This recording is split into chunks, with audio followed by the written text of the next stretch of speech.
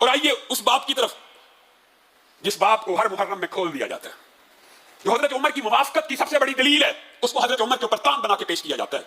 रसूलुल्लाह के आखिरी अय्याम है, बीमारी है, रसूलुल्लाह के इर्द गिर्द इज़्दिहाम हो गया, शोर हो गया।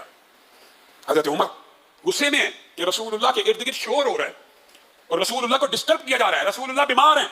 रसूलुल्लाह ने शोर को कंट्रोल करने के लिए कहा, लाओ कलम दवात, मैं तुम्हें लिख देता हूं।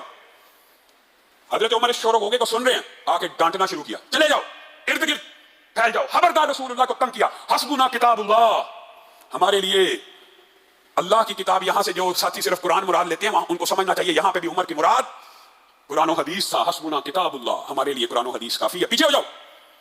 बाज लोग कहते हैं कि हजरत उमर ने लिखने नहीं दिया, रसूलुल्लाह लिखना चाहते थे। रसूलुल्लाह क्या इसके बाद चंद लम्हों के बाद दुनिया से चले गए जो लिखना चाहते थे लिख के ना गए? कैसे झूठे प्रोपेगेंडे और इल्जामात हैं। रसूलुल्लाह इसके बाद 3 दिन जिंदा रहे और रसूलुल्लाह ने उस मौके के ऊपर भी हजरत उमर की